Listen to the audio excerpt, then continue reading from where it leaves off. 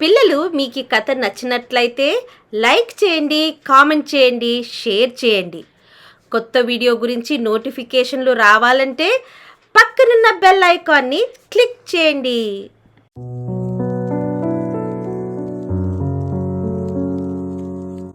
Hi పిల్లలు, ఎలా ఉన్నారు? మీకోసం శ్రీమతి సి ప్రణయజ గారు మరొక మంచి కథను రాశారు. కథను చదువుతున్నది శ్రీమతి ఎన్ గీత. కథ పేరు నత్తపిల్ల స్నేహితులు. అమ్మా, నేను ఎందుకు ఇంత మెల్లగా నడుస్తాను? అమాయకంగా అడిగిన కూతుర్ని చూసి జాలిపడింది నత్తపిల్ల తల్లి. ఎందుకురా అలా అంటావు? మీ బడిలో పరుగు పందెం పెడితే నువ్వే గెలుస్తావు. నత్తపిల్లను ముద్దాడుతూ అంది తల్లి. అబద్ధం చెప్పొద్దమ్మా, నేను అందరికంటే చివర్లో ఉంటాను. తనను సంతోషపరచడానికి తల్లి అలా అన్నదని అర్థం చేసుకుంది నత్తపిల్ల. నువ్వు మెల్లగా నడవడం వలన ఇబ్బంది ఏమిటి తల్లి? అడిగిందామె.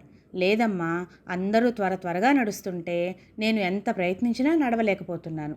కళ్ళల్లో నీళ్లతో అంది నత్తపిల్ల. ఆ ప్రశ్నకు తల్లి జవాబు చెప్పలేక ఊరుకుంది. కొంచెంసేపు అలానే దిగులుగా కూర్చుని, అమ్మా నేను ఆడుకుని వస్తాను అంటూ బయటకు పాకుతూ వెళ్ళింది నత్తపిల్ల. అలా వెళ్ళిందే కానీ ఎంత ఆపుకుందామన్నా కన్నీళ్లు ఆగడం లేదు నత్తపిల్లకు.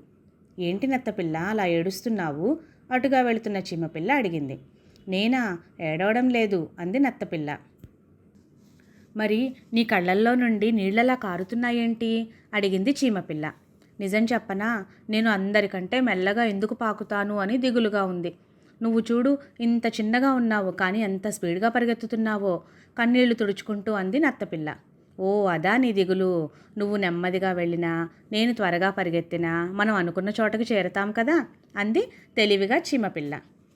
మీరు 5 నిమిషాల్లో చేరితే నాకు అరగంట పడుతుంది. పక్క నుండి గబగబా వెళుతున్న గొంగళ పురుగును చూసి ఆగిపోయింది నత్తపిల్ల. అటు చూడు, ఆ ఆకుపచ్చ గొంగళ పురుగు ఎంత హుషారుగా వెళుతోందో అంది మళ్ళీ దిగులుగా. నత్తపిల్ల చీమపిల్ల ఒక చెట్టు కింద చేరాయి. వాళ్ళ ముందు నుండి ఒక కప్పపిల్ల ఒక గంతులో ఇక్కడ నుండి అక్కడికి, అక్కడ నుండి మరో గంతులో ఇంకా ముందుకు వెళ్ళడం కనపడింది. అలా వెళ్ళిన కప్పపిల్ల వెనక్కి తిరిగి చీమపిల్లను నత్తపిల్లను చూసి వాళ్ళ దగ్గరకు వచ్చింది. చీమపిల్ల కప్పపిల్లకు నత్తపిల్ల బాధను వివరించింది. అలా అక్కడికి మరికొన్ని కీటకాలు చేరాయి. అన్నీ కూడా నత్తపిల్ల సమస్య గురించి చర్చించుకున్నాయి. నత్తపిల్లకు చక్రాల బండి తయారు చేసిద్దాము అంది చుక్కల పురుగు. దాన్ని ఎవరు నడతారు? అనుమానం వ్యక్తపరిచింది కప్పపిల్ల. పోనీ నేను కొంచెం పెద్దగా ఉంటాను కదా, నా మీద ఎక్కించుకుని గెంతుతూ తీసుకుని వెళ్తాను అంది కప్పపిల్ల మళ్ళీ. అది ఎలా సాధ్యం? ప్రతిసారి నీకు వీలు పడదు కదా అంది మట్టి పురుగు. నిజమే అనుకుంది కప్పపిల్ల. నత్తపిల్ల గూడుకు దారం కట్టి మనం లాగుతూ వెళ్దాం అంది పేడ పురుగు. మనం లాగడం వలన పాపం దాని కాళ్లకు రాళ్లు గుచ్చుకుంటాయేమో అంది చీమపిల్ల. అలా అందరూ వారి వారి అభిప్రాయాల్ని వినిపించి చివరికి ఒక నిర్ణయానికి వచ్చారు. మనందరం పరుగు పందెం పెట్టుకుందాం.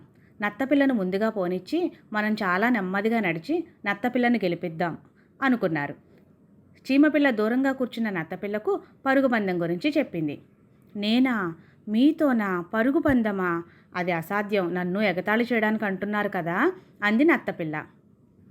ఎందుకలా అంటావు? నువ్వే గెలుస్తావేమో, ఎవరికి తెలుసు? అసలు పరిగెత్తితే కదా తెలిసేది అన్నాయి మిగిలిన కీటకాలు. అందరూ వరుసలో నిలబడ్డారు. నత్తపిల్లకు తెలియకుండా ఒకరికొకరు సైగ చేసుకున్నాయి. నత్తపిల్ల తన శక్తినంతా కూడగట్టుకుని వేగంగా పాకుతూ వెళుతుంది. మిగిలిన కీటకాలు వెనకపడ్డట్టు నడుస్తున్నాయి. అందరూ తనకంటే వెనకగా ఉండడం చూసి మరింత హుషారుగా పాకసాగింది నత్తపిల్ల. చివరకు నత్తపిల్లే గెలిచింది. కీటకాలన్నీ చప్పట్లు కొట్టి నత్తపిల్లను అభినందించాయి. నత్తపిల్ల సంతోషానికి అవధులు లేవు. కానీ తనను సంతోషపెట్టడానికి తన స్నేహితులు అలా చేశారని అర్థం చేసుకుంది నత్తపిల్ల.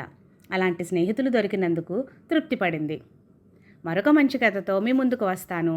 అంతవరకు సెలవు.